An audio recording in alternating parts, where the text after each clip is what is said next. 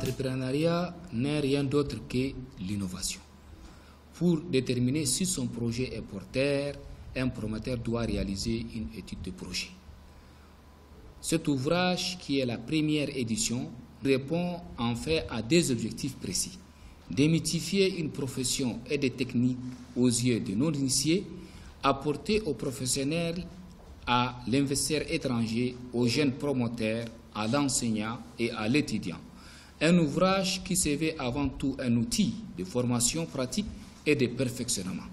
Comment réussir son étude des marchés, comment obtenir les financements à travers les banques classiques et les finances islamiques, comment gérer les risques en entreprise. L'ouvrage en question est divisé, c'est un livre qui a 160 pages. Ces 160 pages est divisé en deux parties. La première partie, c'est d'abord ce qu'on appelle la conception de projet. Vous savez que par le monde, il existe trois formes juridiques.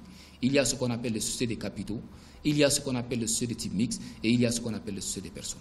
Dans les sociétés de capitaux, au Tchad, ce qu'on connaît, il y a ce qu'on appelle la société anonyme.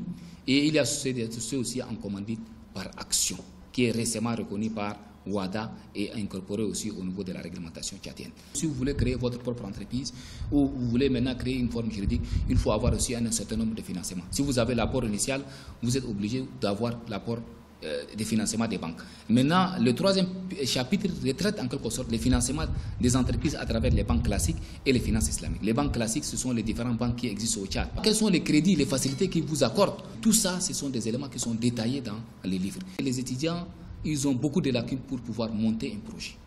Et on a remarqué aussi au niveau des cabinets que nos entreprises aussi ont beaucoup de lacunes pour pouvoir affronter un certain nombre de cas pratiques par rapport à l'élaboration des états financiers, par rapport au business plan pour pouvoir trouver des financements auprès des banques.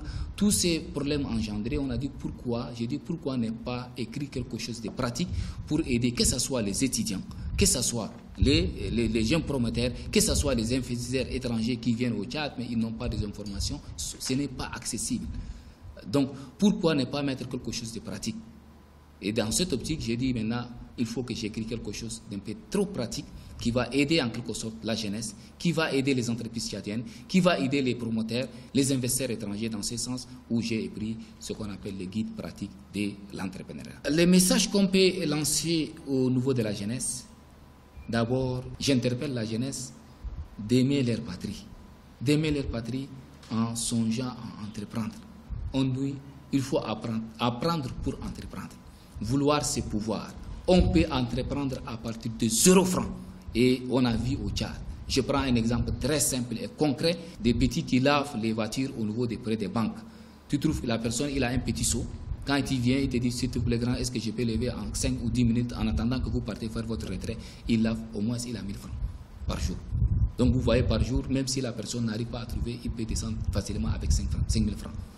Déjà, il n'est pas formel, mais c'est quelqu'un qu'on peut l'aider maintenant à être formel. Et j'interpelle mes frères tchadiens à entreprendre par le simple fait que déjà il y a un guide pratique qui existe qui va les aider à entreprendre. Justement, j'ai un projet. Le projet, c'est d'écrire toujours d'ouvrages pratiques dans le domaine de la finance, qui va aider la jeunesse, qui va aider en quelque sorte les jeunes promoteurs, qui va aider les entreprises existantes. Je cherche maintenant à éditer un autre ouvrage dans ce sens.